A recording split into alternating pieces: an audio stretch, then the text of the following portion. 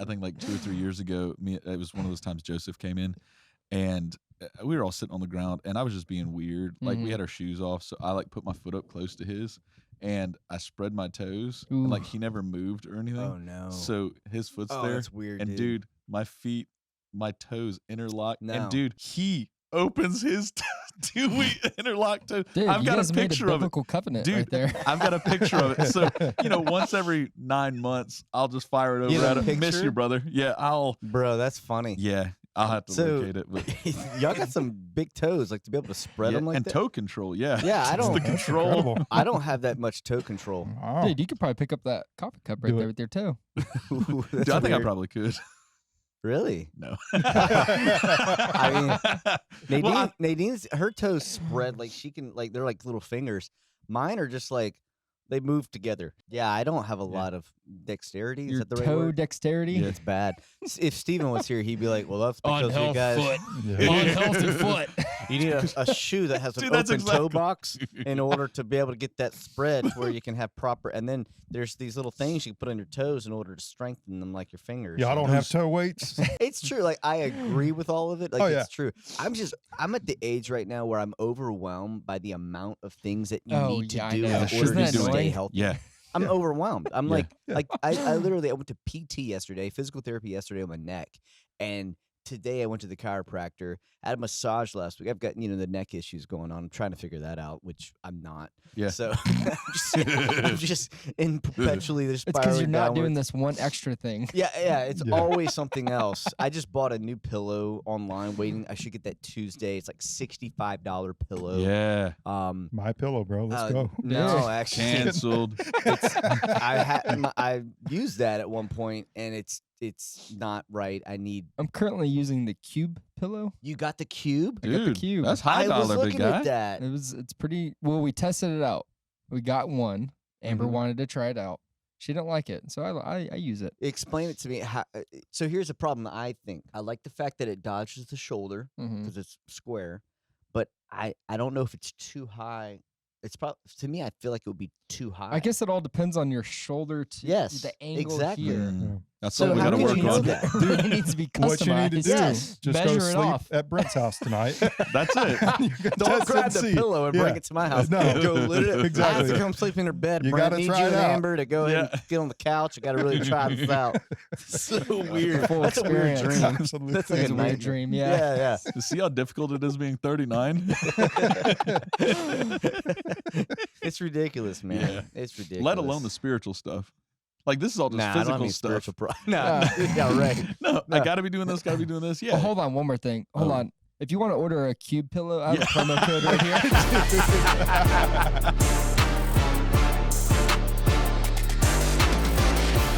So here we are, all of us. Yeah. The four- boys. The boys. Da boys. The Da boys boys. are back Boys. in town.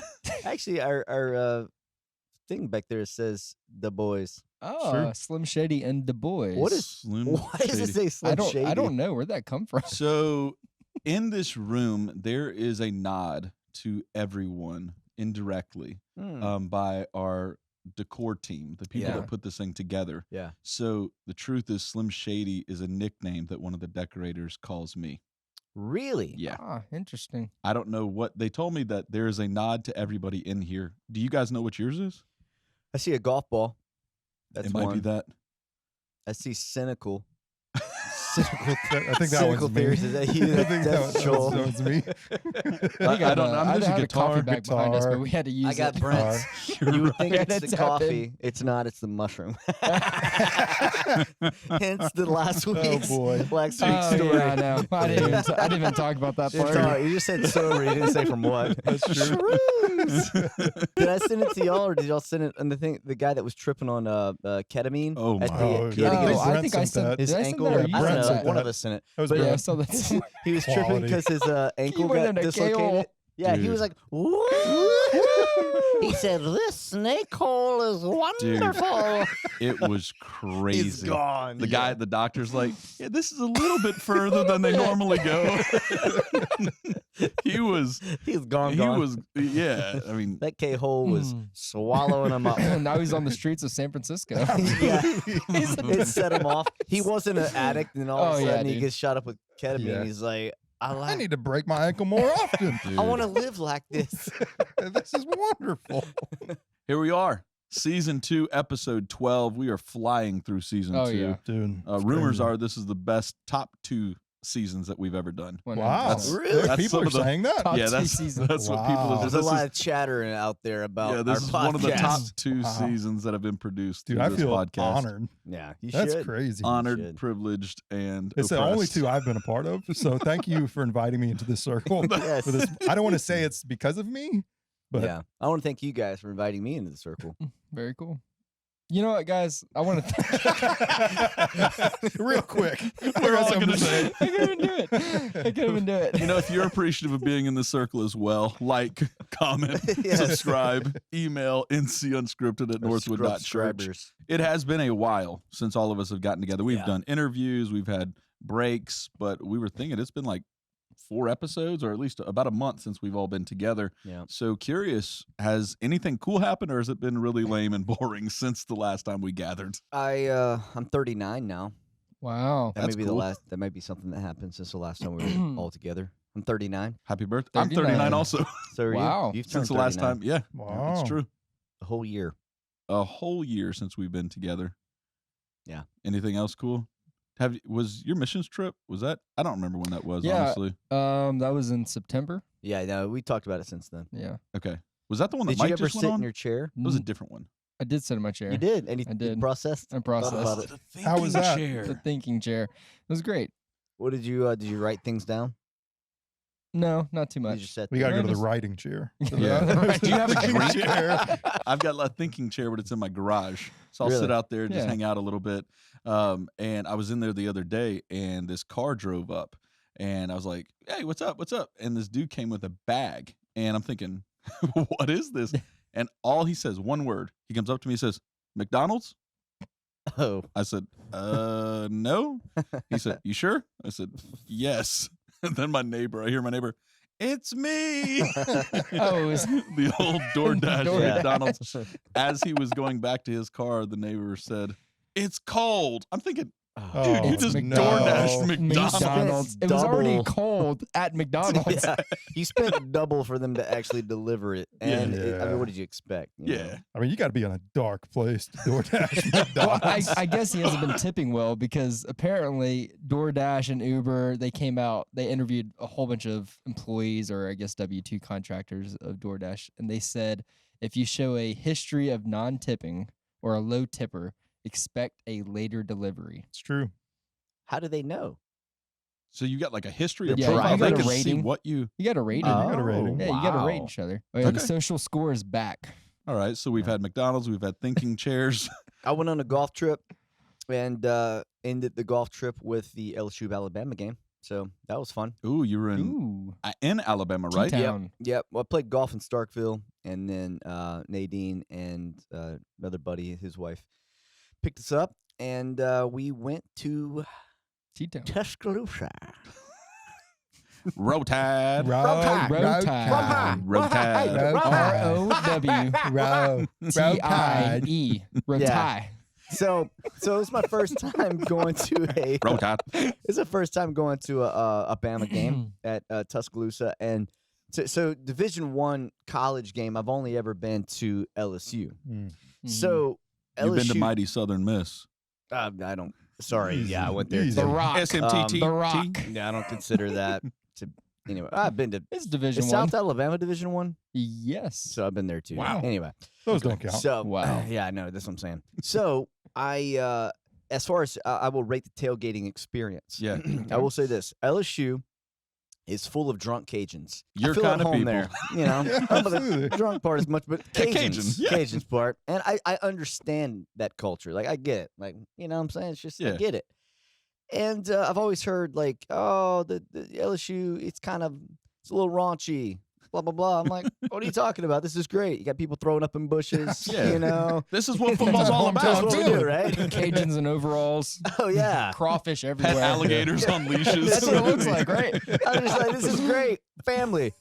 So we pull up in T-Town, and immediately I was struck by how quiet everybody is. Ooh. Yeah. It's quiet and chill, and we're walking around, and nobody's yelling at each Families. They're like, good Interacting. day, sir. other. Yeah, yeah. There's like no somebody fights. said, excuse me. I'm like, what'd you say excuse wanna me fight? for? So I wanna punched fight? him right in the face. Get my alligator. Roll Tide. Shoot him. So we're walking around. We get to this area. I can't remember what it's called right now. But anyway, it's a giant like park full of tents, and you can rent these tents. Very, very organized. Very organized. Very quiet. Yeah. Like I was like, where's the loud, abrasive music? yeah. You know what I'm saying? Yeah. Where's the mess at? Yeah. You know, I wasn't finding any. Dang. And I'm sorry. I know I was looking forward to it. Yeah. And I remember me and Nadine were wearing purple. Nobody's yelling obscene things at us. You know, like Yeah. if We you don't were- have to cover our eyes for No, anything. It's like, wow, I could take my daughters This is here. PG. And so now I will tell you one of my highlights. Ready? Okay, so me and the guy, his name is Bo, that I'm with, and then his wife is Desiree. So me, Nadine, Bo, and Desiree are walking through Tuscaloosa, and I'm just like, I mean, this is nice, actually. Okay, it's kind of boring. Yeah. Kind of boring, but it's nice. And so we walked by this church, and we were starving. We're looking for food. And I tried to get a guy to give me some of his tailgate stuff, and he said no, pretty much. Dude, it smelled amazing. Were you wearing LSU Anyways, stuff? Yeah. Okay. Yeah. But I was really nice. Like I'm the nice out of towner. Like I'm even nice if I'm in Baton Rouge. I'm nice to the other team. Like I might stay a little bit, but it's all in fun, right? Yeah. And so anyway, walk by this church. They're selling pork, pulled pork sandwiches and hot dogs and all that kind of stuff. So I'm like, dude, we're hungry. Let's go. Nadine's like, oh my gosh, no, I'm not eating that. What? Like, yeah. Oh, my Well, God. just listen, she was Okay. actually 100% right. And Turns out I should have listened to that oh, it was wisdom. bad. So I walk, me and Bo walk in, and dude, it's like typical what you expect, like fellowship hall, nice older people selling really bad food, right? Yeah. And so anyway, I buy a sandwich from this lady, and it goes to a good cause type thing, right? And so I turn around, there's a baby grand piano on the stage in this fellowship hall. Oh, very nice. And I was like, hey, is that I said, a baby grand piano, huh? She was like, yeah. And, she kind of started explaining a little bit about it. I was like, oh, okay. I was like, mind if I go look at it? She was like, go ahead. So I went to it, and I opened it up, and I start playing. And, dude, there was probably 30 people in there, 40 people in there, So I'm playing, and Bo takes out his camera, starts recording. And so I end, and when I end, like, the last note, dude, the whole place is like, yeah! I'll start cheering, like, all in the kitchen and stuff like that. And so I was walking out, and I think when I was walking out, somebody said something, and I said, go Tigers! Absolutely. That's the only response is a cheer. Go Tigers! Yeah. So that was a funny moment. And we ended up in the stadium. Now, let me say this, and I'll wrap up with the whole experience. Get in the stadium. The first song comes on, obviously, is Sweet Home Alabama. Yeah. Mhm. And what they do is they go, everybody's like, Oh, "Wee-hoo!" yeah. So it's like Sweet Home Alabama, and then they go Roll Tide Roll. And so I was saying Roll Tide Roll, but I was very sarcastic when I was Yeah. saying it. Like Roll Tide Roll. I had Bama fans above me. We were having a good time. And so I will say this. In the stadium, Bama's got a cool environment, dude. Yeah. Those lights and the sound was amazing where we were at. They had speakers in the overhang. Like, I mean, it was loud Yeah. with the lights. It was cool. It was good. I was pretty impressed. Was it better than Tiger Stadium? I will say this. As far as the lighting and the music made the environment better. Wow. I Just a higher production value. Oh yeah, and that's for me. You know what I'm saying? Yeah. Because if you're at LSU and you're up in the upper deck, the music is not loud, Oh, and man. it's Yeah. just not. You know what I'm saying? But man, dude, they would just like black out the stadium, and everybody get their phones out with their lights, and they do Yeah. stuff with lights. They would have one of the cheerleaders come out on a microphone, get in the middle of the stadium, and that's like cool. hype the crowd up, and like I gotta say, Yeah. it was good. Was it fun. difficult watching cousins kiss cousins? Roll Tide, roll. You get over here, girl. Roll Tide. Yeah. I read a news story, you Oh, guys. boy. Check this out. A Florida man was arrested for torching his girlfriend's car, who is also his cousin. That's tough, man. That's tough right there. In the news, You can always count on Florida. Florida. Florida man always Man. going to do They got something. everything in Florida. Everybody, Yeah. every type of person. True, Yeah. man. Just type in It's Florida land- and whatever state of name. opportunity. Yeah. If you're feeling down and out, go to Florida. You got Absolutely. Mar-a-Lago and you got You're right. cousins kissing. Yeah. Dude, Thanksgiving dinner is going to be tough. Yeah. Exes, Oh, it's your wow. family. Yep. You torched my car. This is your baby. That's Yeah. the news I get to bring to the table, though, today. You got any news, breaking news that we need to discuss with all of our Scrubs Yeah. Striders? Have you guys ever heard of like Necrotics? Have you guys heard about that? You started with Necro and Yeah. I was like, Yeah, uh-oh, it's where's like- this going? Dead. So, a mechanical engineer out of Rutgers University.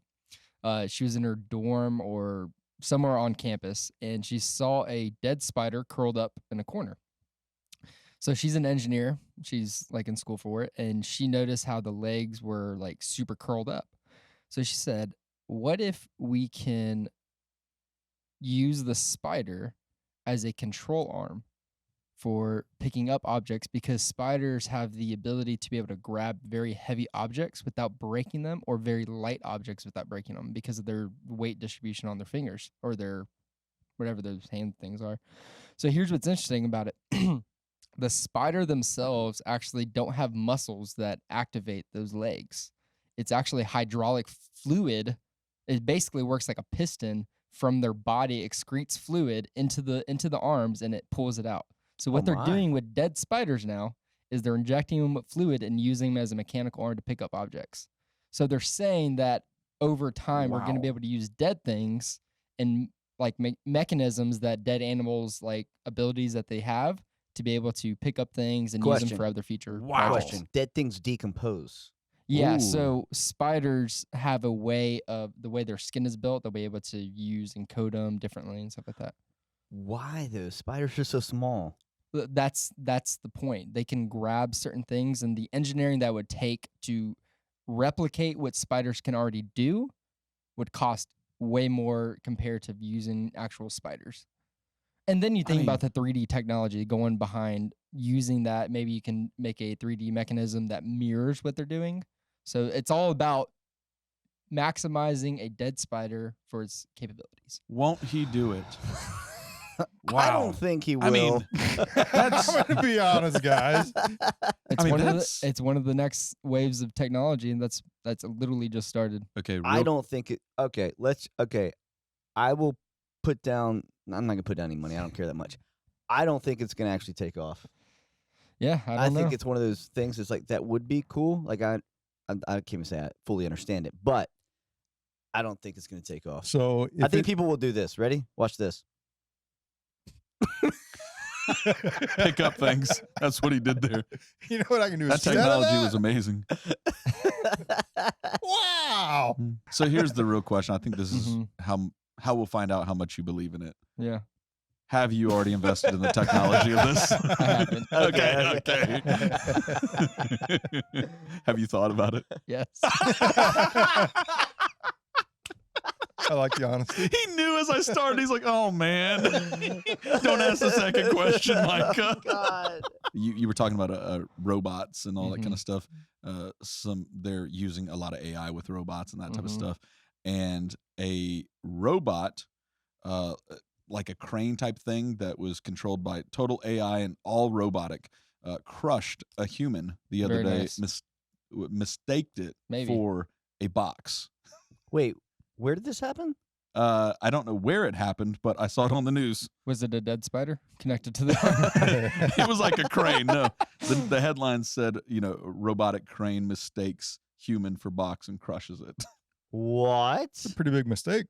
Oh, They're taking boy. over. That's how Uh-oh. it starts. Dude, so it's funny you say that. I saw a 60-minute article, and the guy was talking to some sort of AI like he was an older dude. I don't engineer of some sort. I have no idea. But the guy, the 60-minute guy was like, AI. I mean, we created AI, right? And he was like, well, we created the first step. He said, but like what it's doing is not us. Like we don't have control over it. Yep. And the guy was like, well, can't we just shut it down?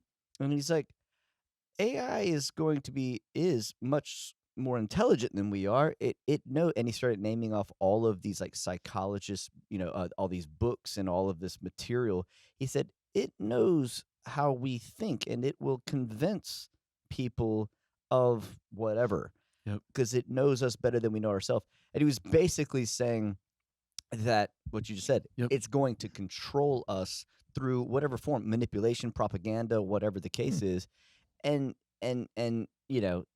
pretty much it's going to kill us. Well, I did watch the episode, and the guy, you did? Yeah. Yeah. And the guy said something, is this something we should be scared of? Yeah. And he's like, yes. I'm saying all the things I said. I'm trying didn't not scare to say you? it because I know what will happen, but yeah, he's like, this is very dangerous. Oh yeah, dude. Elon literally just said, this is a recent quote coming out of a talk he just did in the UK. He said, everyone's jobs will be replaced. He said, you'll have the opportunity to work a job if you want, but only for leisure if you actually want to do it. But AI will eventually replace all jobs. I mean, and what's funny is there's like the vast majority of the population's like kind of bored with hearing about AI, and they're like, oh, whatever. But doesn't realize like this is a massive societal shift, like a shift in the way that it's the beginning stage. Okay, where the person thinks the whole spider thing's a big deal, like, oh, this is going to change. No, it's not. AI is going to continually change, and all of a sudden you're going to see, there's little robots and stuff, and you're just going to see less and less people having to work because what you're talking about. That's what. I was thinking don't about need humans. Yeah, and I was thinking about like generations on how they have like their things. You got Gen Z. They grew up in the age of social media. That they were birthed in it. I was thinking about Rayma. I was like, then you have Ari. She was the iPad generation, right? They grew up with iPads from a young age, and then they kind of adapt into it. I was watching Rayma the other day, and we have one of those, I guess the iRobot cleaner things that goes around her house, and she was interacting with the robot like it was like another thing, like a dog, basically like, hi robot, good night robot. I was like, man, they're going to be the robot generation. They're going to grow up normalized to robots doing certain tasks for us. Remember what is it called? The Gigapet? Is that what it was? Absolutely. Oh, yeah, back in the day. But now they're real, not just like a thing. No. You're going to perform tasks. We're doomed. Each generation, though, seems to like course or attempt to course correct from the previous. So like, oh, I'm not going to do it like that, or we're not going to be that. So like, oh, this was high technology, that kind of thing. Man, we want to get back to the grassroots. Is AI and robots too far out there that you can't get away from it? Like the next generation that tries to say, that's not what we want. Let's try to get away from the internet right now. Yeah. Yeah. You can't, there's no going back. No. Yeah. I think, here's what I think is probably going to happen. I think eventually it's going to get to a point where like technology is so far advanced, you're going to have cities that are just literally, think about the Lion City that's being built in Saudi Arabia right now.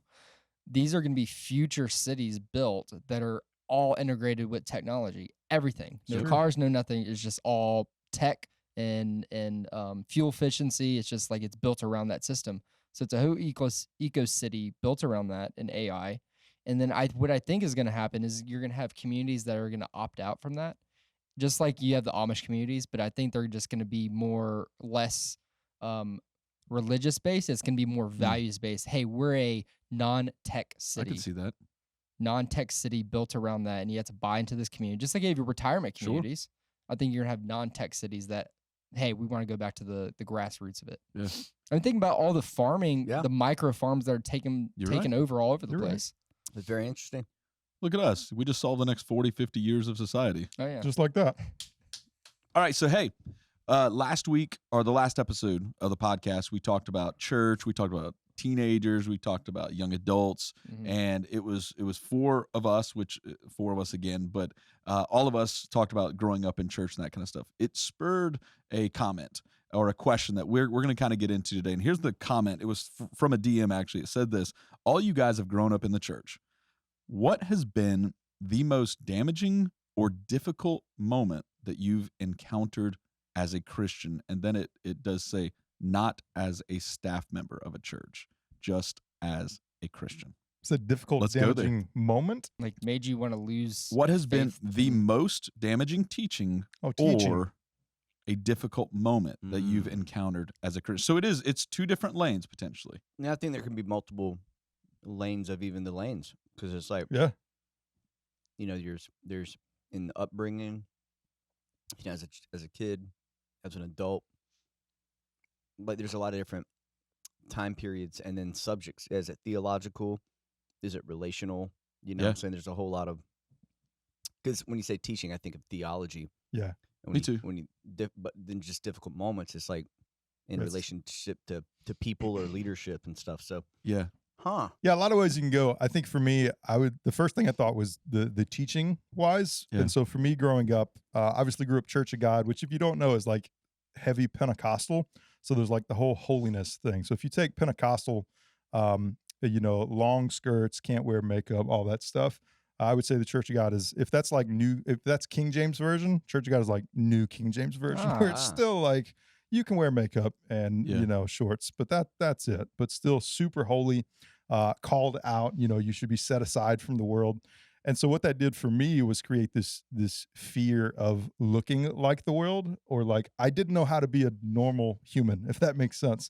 Like, how many times did you hear the verse abstain from all appearance of evil? Every time. Every day. Yep. Yeah, just all the time. And so that gets beat in you. And I just didn't have the normal childhood. And so that created a lot of rebellion or resentment of like, why can't we watch this movie? Like, this is dumb. Like, it has nothing to do. Like, why can't we do this? So that was it for me. So I remember when you came to Northwood, which we're talking 10 years ago now. Yeah. And you were in a small group. You're actually in Pastor Van's small group, correct? Yeah, I was. Very intentionally, right? Very intentionally. So I went, fun story, I went to Pastor Van's small group because I was kind of done with church. I was like, every church, because I've been in church my whole life. So I was like, every church is like corrupt or full of people that don't want anything but to use you. I guess I was deconstructing before it was cool. Yep. Before it was cool, I like that. Still a Christian. But so Pastor Van opened up a small group. Literally the first Sunday there was small group launch. And it was, you had to be, I think, new to the church, 2 years and under, or like just married. There was some kind of stipulation where it was trying to get people. And so it was like, if I'm going to be in a small group, that's the one. So went to it with the whole idea of like, I'm going to find the problem with this place so that I feel good walking away from it. Like, let's find the dirt. Because you walk in the church and it feels good. And it's like, teaching's not bad. The music's good. It's like, let's see how the people are really though, when they're not on stage. Wow. And he opened up an open question night. I was like, here we go. This is my moment right here. And so I grilled him. I think I asked him 12 questions. Wow. Like, you asked super pointed. I was the only one that sent in questions. Really? Yeah, because the next week we go back. He's like, all right, well, got some questions. So here we go. And just line by line, like, what do you think about drinking? And he didn't like super legalistically, like, can't ever do it.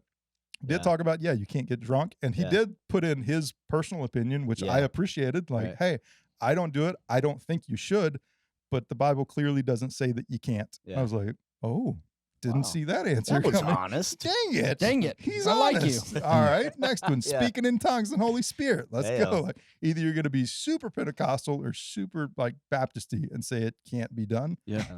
Nope. Didn't, just right down the middle. Every question, just right down the middle of the lane. I was like, dang it. You're a real person. I might can trust you. You guys are trustworthy people who aren't just trying to beat rules into me. You know Dang it. You know what's crazy? So the timeline that was going on, we were starting to launch Long Beach at that time. Yeah. And you were living in Diamond Head. Yep. So check this out. So I'm obviously very involved in the launch process of Long Beach. Yeah, right? Really?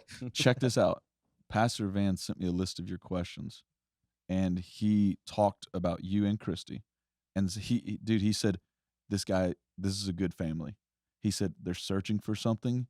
He said, but these are good people. I just think it's amazing that you came in looking for a weak link, and he came in seeing the weakness, but saying, man, this is good people. Yeah. This, man, he literally used the word pillars.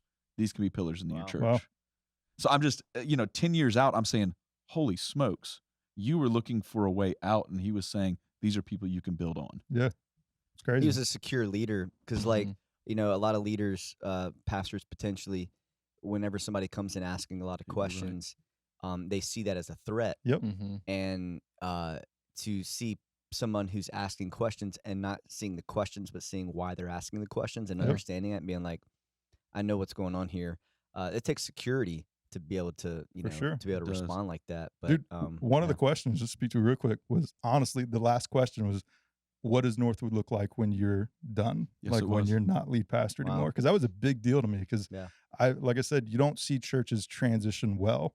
And if it's a big church, multi-location, obviously with Long Beach, and it's like, this thing is going to fall apart when you're done. So are you thinking about it? Like, what are you doing? And he didn't have the specifics or didn't tell me. He's like, yeah, that's something I think about almost daily, I think is what he said. It's like, this place has to go on when I'm done. It's not my church. I was like, dang it. It's not your church. I needed it to be your church. Yeah. His response was an invitation to, because I read your questions, but then his response to you was, he invited you to pray for the future of our church too. Yeah. And I was like, dang it. Wow. I think it's cool when we get to learn a little bit about each other too. Like one of the episodes recently, last week we were like, learned more about you. I think that matters a lot to people, but also just to us. So I grew up at this church, and so the pastor of this church was my dad, and the other leaders I still know. Those who, my youth pastor and my principal is still in the church. Like, I'm very close to him and his family, and so when I think about harmful teaching, if I was talking about harmful teaching, is it damaging teaching? Is that what it was? Damaging? Yeah. What has been the most damaging teaching or difficult moment? Yeah. So damaging teaching, I would be, first off, just straight up, I'd be saying that the damaging teaching, if it happened in Northwood, would be specifically from my dad and from other people that I'm extremely close to. And so it'd be hard for me to use some of those terminology, because I feel like I would be indicting them or it's too strong of a word. It's too strong. Yeah. And it's also just to kind of put this in here. I need to put this caveat in here before I say anything, is there are things today that may be being taught in churches or in Christianity that seem really good, that in 30 years we might look back and say was not as good as we thought it was. And in the same way that 30 years ago there might have been teachings that were going on that at that time, was seemed to be good, biblical, strong, whatever teaching, and it might have been out of balance. And so one thing that you can't do is look back and point out things and then become spiritually prideful that we got it right now. You know what I'm saying? Yep. Because I'm 39, and I believe when I'm 69, there's going to be some people that are probably going to be like, and even me myself will look back and be like, I didn't really handle that well. Yeah. And so I don't know, that constantly keeps me, I don't point my finger that hard at the previous generation about some things. With that being said, I can't say that there was damaging teaching. Definitely not intentionally. I think every church culture has pros and cons, and I think you could teach something and it not be what you teach that creates something negative, but maybe it's the lack of teaching something else. So I can only say that for me. I grew up with a sense of, and again, I can't even say that this is completely like my dad's fault or youth pastor's fault or whatever. I think it was just the culture at that time in the kind of the charismatic church. There was some, there was a lack of, I can't even say there was a lack of, for me, what I got out of it was a lack of really understanding God's grace. I didn't really have a good revelation of God's grace till I was in my 20s. It started when I was about 18 or 19. But the whole God's kindness leads you to repentance thought, the whole like gospel of it's not by works but by grace. Yeah. And our works matter, but like the works don't matter without God's mercy Right. and the cross. You know, like that dependence. I'm not saying that it wasn't taught, because I can't remember a teaching from 2 weeks ago, let alone 25 years ago. So I'm not saying that it was a damaging teaching. I'm saying that there might have been a lack of emphasis potentially. But I don't even know. And so it's probably now why for me nowadays I always go back to making sure that for me and other people, it's like, dude, before you start trying to get cleaned up, before you start trying to talk about all the, you need to stop doing this, stop doing this, stop doing this. It's like none of that matters if we don't have the first step right, which is the fact of do you believe that Jesus? I was talking the other day, preaching the other day. We were talking about abortion and whatnot, and here we are talking about abortion, and it's such a sensitive subject. And towards the end, I just said, I was talking to those out there who maybe have had an abortion, and I was like, you need to hear that God loves you. And then I stopped because in that moment for me, I felt like the Holy Spirit was like, camp here. And I said it again. I was like, God loves you. His grace is sufficient for you. And there's something about that simple truth that wipes away so much animosity and fear, not good fear of God, but negative fear of God. It just kind of like says, no, God is love. Yeah. And there's something powerful about that I feel like for me. Now let me add this in here too. I'm a rule follower. My personality type is kind of the one that wants to know the right and wrong in order to follow the right. And so it's very black and white, like this or that. And I've had to work through that over the years. Yeah. Which is like, not that it doesn't matter what we do, and not that right and wrong doesn't matter. That's not what I'm saying. But whenever that's the king on the throne is am I doing what's right and wrong rather than God being the king that you're loving and serving, it reorganizes your faith and whoever's on the throne, whether it's your actions or God's grace and the gospel, whatever one's on the throne, it orients your whole way of living and prayer and then how you treat people. I was very harsh with people when I was in my teenage years and early 20s. When I was youth pastor, I did not have enough love for people. And it was because I was spiritually prideful, because I didn't have a good understanding of the gospel. And again, I can't blame that on... It's not necessarily what was taught. It's just what you got out of, and that's kind of the same thing for me. Like, I'm not throwing my dad under the bus, but it's what I remember from growing up. It was so much of, like you said, do the thing, and less about serving with a joyful heart and being love. And so it's not necessarily bad. It's just what I caught. It's what I remember. And it's charismatic too. There was a lot about the gifts. Yeah. There's a whole lot, you go to these revivals and you go, and there was just so much about like the Spirit moving. Yeah. And I will say this, you talk about damaging, I won't say damaging teaching. I would say damaging experiences was this when I was a teenager, and I would see people. We kind of joked about it with Jeffrey, but I would see people get slain in the Spirit and all that. I mean, growing up, and I would see that, and people do all kind of stuff. But then, after a couple of years, I would see those same people walk away from God, and so I would see all these antics. But I never saw. I don't want to say never, but I didn't see a lot of those antics translate into holy living or I don't know. And so that has created a lot of cynicism in me around a lot of those antics. I don't like antics because I'm like, I guess I saw a lot of them and it didn't mean anything. Now I saw the way my parents lived behind the scenes and it was real. Like for them, what they practiced, what they preached, and I knew that God changed their life. And so for me as a kid growing up and even in my adult years, even though I might see people like up and down, I was like, that was still an anchor. Yeah, there was still a solid foundation there. You said that, and that's really where mine would have landed. I didn't move here. I wasn't part of Northwood until I was 15. So, but I was in church all growing up.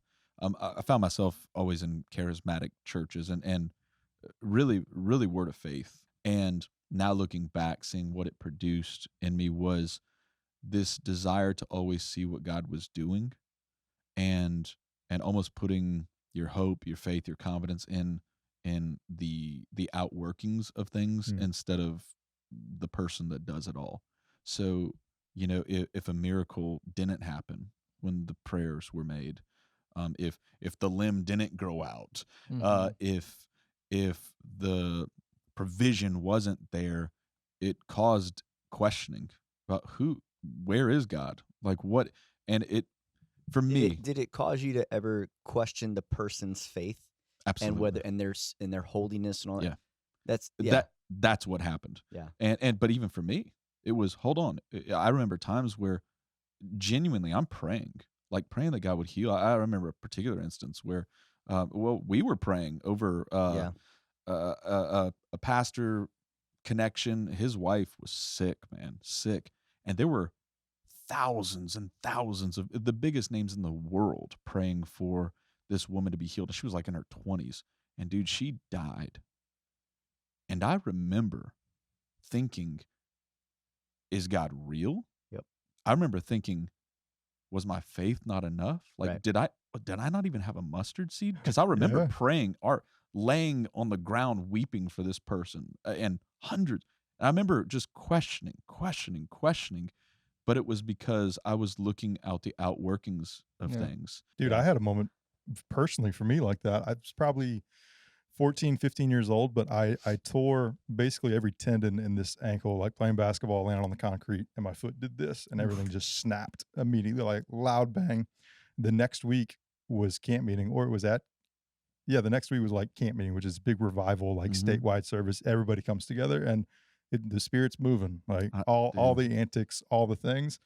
And so there was a specific night that was like, if you need healing, like come up and get prayer. And dude, crutches, went to the front, praying, like believing, like, am I healed? Like, I don't know.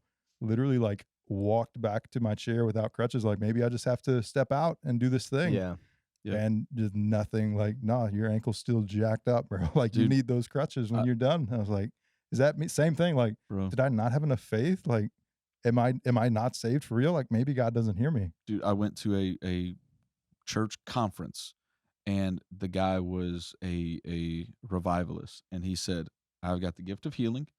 And he said, anybody that's got glasses right now, take them off, lay them at the altar, and you're going to see after this. And dude, I was excited.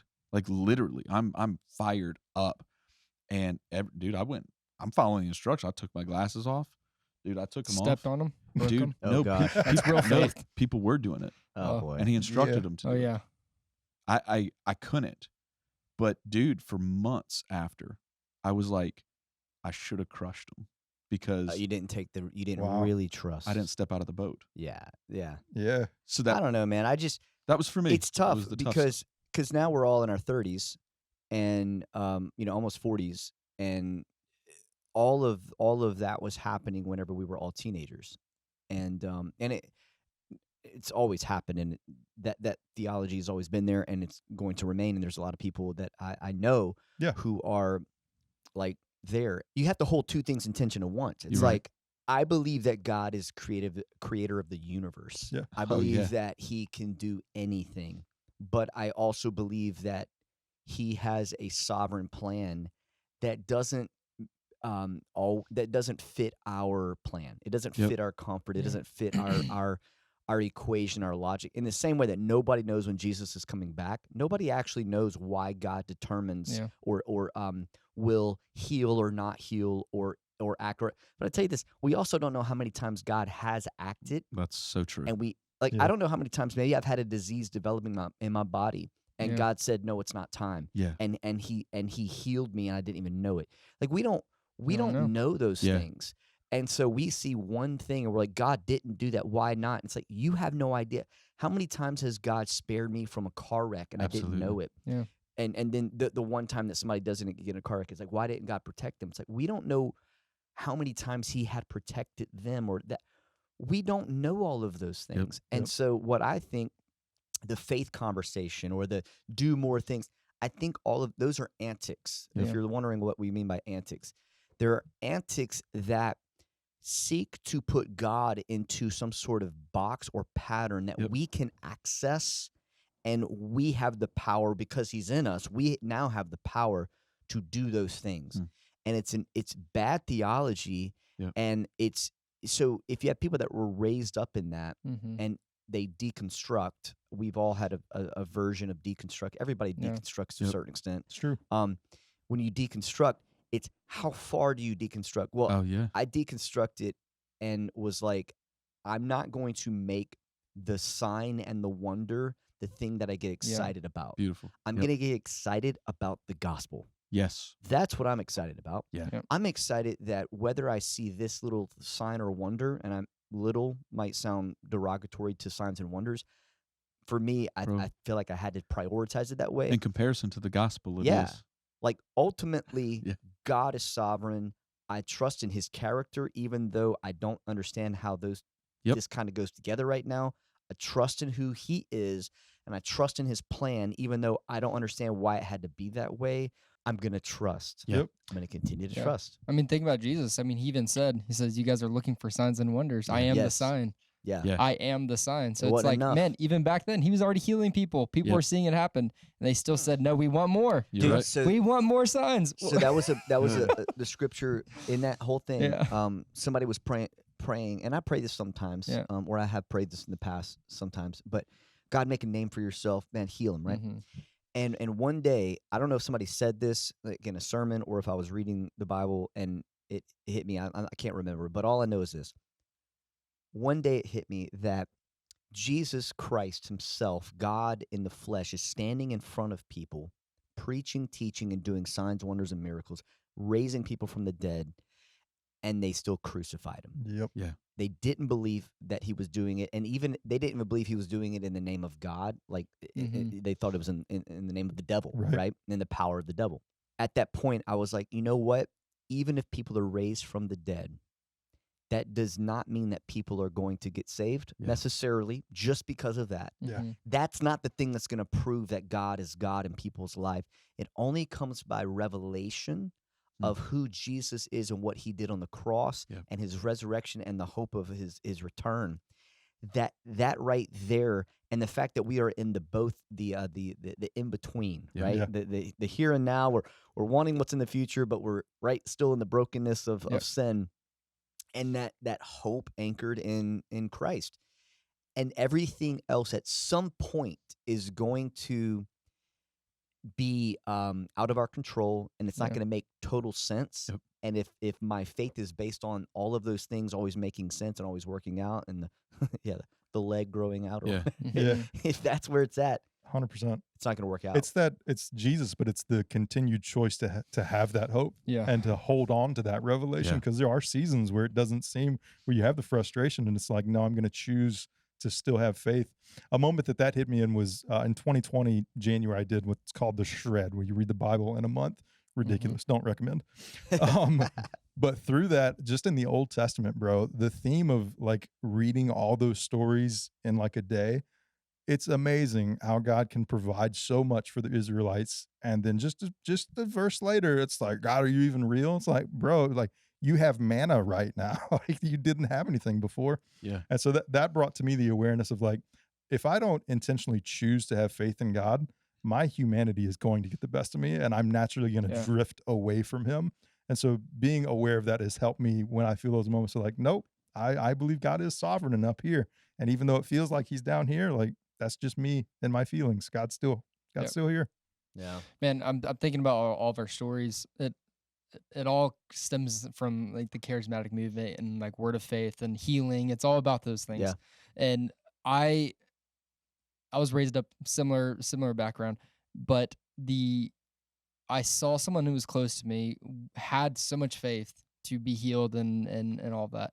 And I saw the damage bad theology took place through his lens of faith and what it meant, because it meant if he didn't have enough faith, he wasn't going to get healed. And I just saw how damaging it was towards the end of his life. And I was like, man, I know that's not accurate. That can't be God's heart. I know it's not. And one biblical story that kind of like solidified my framework of my faith and how I view God and how I see things is actually takes place in the Old Testament with Radshak, Meshach, and Abednego. My favorite faith teaching is from them saying, "Man, we believe that God who was it? Nebuchadnezzar was going to toss him in the fire, and they said, we believe God will save us. We believe He can save us, but even if He doesn't, we're still not going to serve you." Yeah. That's the kind of faith I want to have. That's Right. nice. I'm reminded of our episode a few weeks ago where Letitia was on here, and she said a phrase, and she said, "I know God is going to heal me." She said, "I just don't know how." Yep. And when we pray for her every week. We do. Yeah. On Sundays we pray together still. We pray behind the scenes. But she's always very cautious to say, "Will you pray for me like this? God, will you heal me on this earth? But will you give me the confidence to walk through the fire if you don't on this earth?" And I'm like, faith. It's what you just said. And and that's strong. That's strong. That'll last a lifetime. Yeah. That'll last a lifetime. So I would say that as far as damaging teaching, if you had to put it in those terms, that for all of us, based upon our backgrounds, that the extreme teachings around healing and faith healing and all this kind of stuff probably is what was the most damaging because of what you saw in front of you. Yeah. You know, whenever what you prayed didn't match up, or what you were taught to pray didn't match up with what happened, then it caused a lot of doubt. Yep. You know, and that's because of the vein that we were coming through. Not to say we don't believe in healings, not to say we don't still pray for those things to take place. I've seen it people doesn't be say, healed. Yeah, it's not that. It's just it's actually a more mature way of praying, which is like, God, we believe this and we trust in this, but also like what you just said. Yep. Either way, though, God, we know that if you don't, there's a reason. Yeah. There's a reason of some sort. I mean, I sometimes whenever we say it's all in God's plan, people can take that as, oh, God's plan was so that this horrible thing would happen to me. I don't think that's a really good way of interpreting that phrase. I think that you can take anything that happens in life and blame God for it very easily. But somebody said it recently. We a lot of times we blame God for the bad things in life, but we give credit to ourselves for the good things. Yep. Yeah, that was Casey this past Sunday. Is that what he said? Yeah, look Okay. at Casey. Oh, Yeah. Hey, you got quoted. wow. So okay, so first thing, teaching. The second thing was Difficult moment that you've encountered as a Christian, not as a staff member. not as a staff member. It's hard for me because I've been on staff since I was like. I have a Well, the funny difficult one. moments go away when you come on staff, right? So how? That's what I was told. I have a funny one that comes out of all of our church background. So Pokemon was huge, right, when I was growing up. And me and my brother collected some cards. And we had some pretty rare cards out there. Oh no. Sealed. Oh, Brother had no. a original first series No. Charizard. It was Is that the one that the Paul brother wears around his neck? That's like a $2 Probably. million card now. it's a very high valuable card. And our parents were like, "You guys got those Pokemon cards, don't you?" We're like, "Yes." Got to burn them. Ooh. Can I just sell them? Can I just sell Can them? we sell them first? Have you priced them? Thomas has. I forget what the price is on that. First Charizard. century Charizard. It was sealed. It was, yeah. All right. He kept it as soon as he got it. Keep He talking. immediately sealed it up. Yeah, that was a fun story. We bring it up to our mom every once in a while. Yeah. We're like, "Hey, Remember that time? Remember the time you cost us $2 million, Mom? How'd that turn out for you? I'm so sorry. I'm just so sorry. That's tough. my parents weren't super serious about it. It was just kind of like, all right, I guess we'll get him out of our house, whatever that I mean, is." there is one for sale on eBay right now for $29,500. That sounds about Yeah, right. that's yeah. In my head, because I remember you said something about that a year ago or something. Yeah. I feel like I was in my head. It was like in the 20s. That's tough. Yeah. For me, it would be around people. It would be when people that you've walked with for a long time or that you're really close with part ways, and for all kinds of reasons. Sometimes it's as simple as moving. Some of the most painful moments have been when friends that you've built the church with, they move, and sometimes it's through they don't want to do it anymore. those have been the difficult moments for me. Is I think there's always a hope. And man, everybody always says it, who you start the race with, you won't finish it with. And I hear that, but until you experience that, I think it's just rhetoric. But then when you experience it, it's like, ugh. And what it's produced in me, if I don't fight the pain that actually brings, is I won't actually let myself get close to people, new people, because the truth is I just don't want to hurt. So new people that come in that I'm like, man, these are good people. Man, it'd be great to connect with them and just be friends. There's like a gate that I have to walk through that says I'm willing to do it, even though it won't. There's been times that I've said I'm gonna do it, and the difficult moment happened again. They left, or there's been times that I've just said no, and I probably missed friendships that I could have had. So that's a consolidated version of probably the most difficult things for me. Relationships. Yeah, I think that would apply to probably everybody to a certain extent.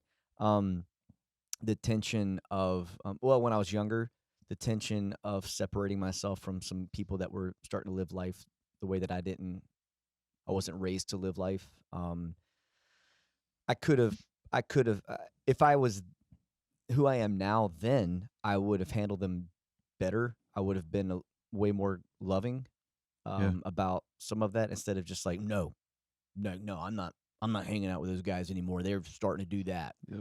It's like I would have been a lot more, but maybe I wasn't strong enough. Maybe I had to be like that in order to not get caught up in what they were doing. Potentially, I don't know, but those were hard moments. And I mean, but in anything, man, it's relationships. And whenever you're trying so hard to stay in unity with the unity of the spirit, the bond of peace, as the scriptures say, and you've got this mindset, man, we got to stay together. Got to stay together. And then you realize sometimes being in unity doesn't mean being in that same relationship.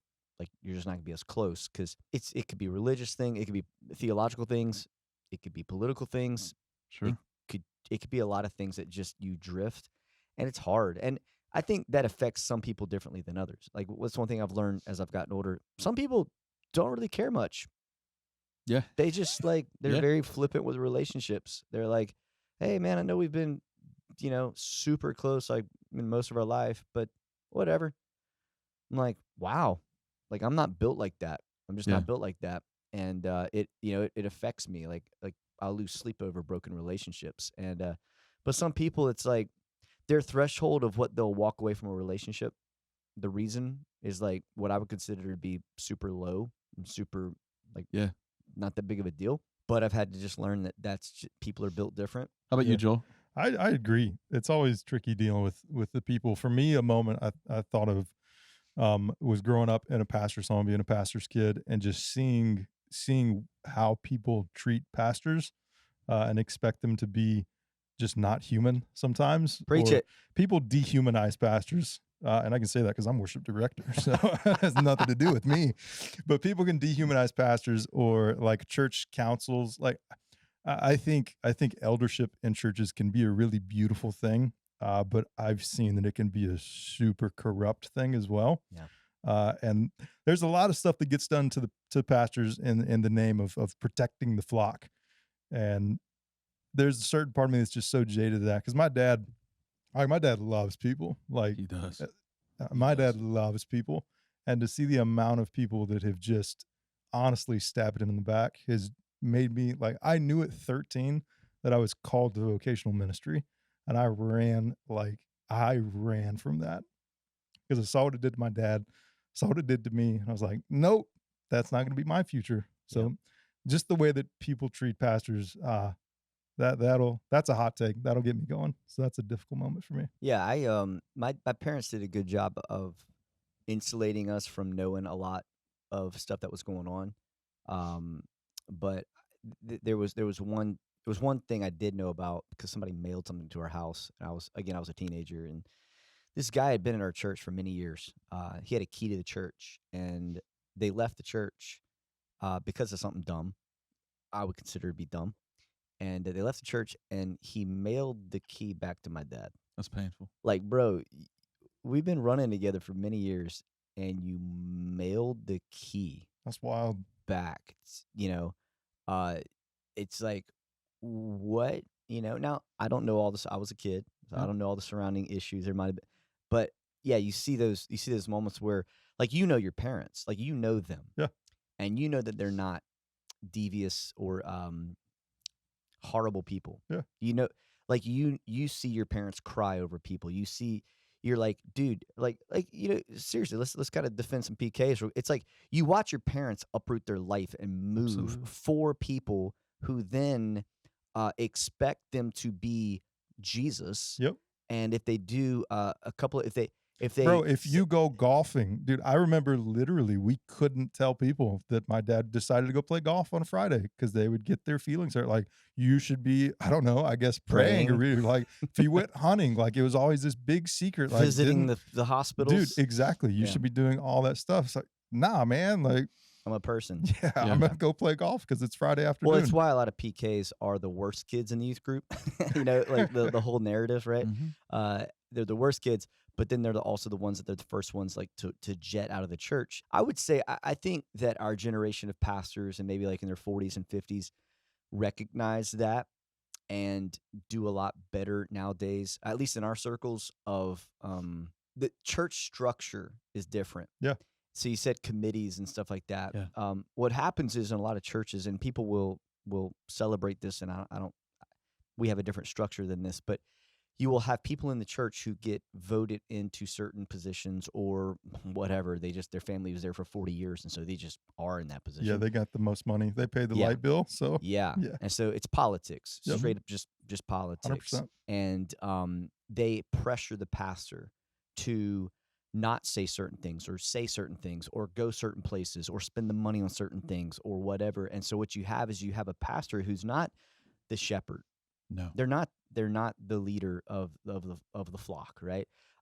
They are a middleman, and they get up there and they have to say what everybody wants them to say, Yep. or they will get pushed out. And Yeah. so it's like, oh, you can't get fired. Well, you can get voted out in a lot of churches, but also some places you can't vote a pastor out, but the committee is the one who decides what a pastor makes. Yeah. And so what they'll do is they'll reduce the pastor's pay to $1, and that's their way of getting rid of the pastor. Yeah. It's like it's just dirty. Yep. And my dad's pastor, that's what happened to him. He had a theological shift, a small theological shift, and it wasn't affecting the church. He wasn't bringing it to the church. And anyways, some of the big wigs got a hold of it, and they kicked him and his family out into the streets, and he had to go find. Luckily, someone that lived in the area let his whole family move into a rental house for free for like a year till he can get back on his feet. So yeah, when you see that, you're like, if this is the body of Christ, that's not love. I'm not doing this. Yep. Yeah. They would know you by how you love each other. Yeah. I'll tell you what's interesting is when your kids they jump in. My kids are a little bit older. They jump into the social media world, and then they see the posts from other people about their dad, the pastor. Oh yeah, and they're like, and all your kids are different personalities, and you got one that just like, why would they say that? And then you got one that's like, let's go get them. Let's go punch them. But each one of them, all three, see it. And I agree with them, Dad. And then you have, then you got to be their dad. You Yeah. got to teach them how to respond. You got to, because you're aware of all this. Oh, this is a critical moment, maybe. Like, you got to pastor this side of them and their perspective and their care for people still, because you don't want them to hate people. And then, you're going to see them again in Walmart. You got to, I think to anybody out there who struggles with some of this, or like maybe you're the person who you hear someone rip a pastor or rip a church or whatever. Like, just everybody has to remember, it's the old cliche. There's three sides to every story. yeah. Yep. You know what I'm saying? And it's something that neutralizes. It helps you take all the information you get with a grain of salt. Yeah. You know, which is like, oh, I heard this person say this about this pastor. It's like, okay, yeah, they said that, but you have to realize that that person is a person who has their own way of seeing it, and there's the other side, and let's just meet in the middle. And then there's the truth. Like, it didn't work out or something went down, but it doesn't mean that it's as bad as it sounds. You don't have to go on Reddit and rip everybody in half because it's just there's cesspools of information out there that's only one person's side. And I think the more frustrating thing, as a kid and now as being a pastor that I am now in the seat of, but watching my dad, he couldn't defend himself. Oh no. Yeah. So the other people can go out there and they can rip and they can say whatever they want without Absolutely. any accountability, and everybody believes them because they're playing the victim card. But the pastor, if he defends himself, he's a weak leader. There he is. Oh, look at him gaslighting. Look at him, and all these words get attached because he's got a title, and it's really wrong, And so you don't actually know the full story unless you know the people. That's why I say relationships. Yep. As far as the most difficult things, and it will always be like that. I'm not saying that it's going to stop. It's just 2020 was probably the easiest example of that. I was telling somebody the other day. I said, they have a situation going on right now that they're having to determine what hill they're willing to die on. Yeah. And I was talking about how in 2020, COVID's happening. You got people who are like, shut down. You got people who are like, stay open. We're the church. We should stay open. We're not, cave and compromise. And you're kind of caught between these two circles of people. And what I said is, hey, if the strip joints and the bars are open and the church is having to stay closed, I'll down that hill. Yeah. But that's not happening. Yeah. It's like, that's going on in California. It's not going on here. Right. So why are we going to lose sleep over something that's happening in California? We can't fight their fight. Yeah. Like we're here in Mississippi. And but in that, you had people who interpreted certain things and who then went online and let people know about what they thought was going on here and specifically who I was and the approach that I was taking and all this kind of stuff. And they never talked to me. Yeah. I didn't know. Had people leave the church and over stuff. No, not a single conversation. Yeah. So if that was happening and Ariana was too young to know, but Ariana's 15 and she could see all that kind of stuff going on, and she would hear me talking in the house and going through these options and then getting on Facebook and see people just As a kid, you can't process that very well. Most kids just get angry, cynical, and so that's what happens. So it's not just is it tough for us as pastors, it's tough for our kids. And because I'm at a spot now where it is what it is. People say stuff. I feel like God's matured me in the last few years to kind of be able to handle that and it not zap all my confidence and make me want to quit anymore. But yeah, but your spouse and kids. Yeah. Oh, yeah. I think that'd probably be a good thing to say is for everybody. It's like you got to realize that that when you say something, the spouse and the children see it, and we are all going to give account. I was reading in Romans today. We're all going to give account to God for what we do, and we talk about causing people to stumble, and we always think about it in like cultural things, but the words that you speak, if it damages people and it causes them to not be able to love God or love his bride, like I think we're just going to be responsible for that. Yep. I don't know exactly what that means, but it definitely for me, it just keeps me trying to be more tactful about certain things at times. Yeah. If you had to summarize the teaching part, it would be the negative implications of whether we call it word of faith or extreme charismatic, and then probably just relational issues, just normal relationships. It's hard. Yep. Well, that and selling Pokemon cards. Yep.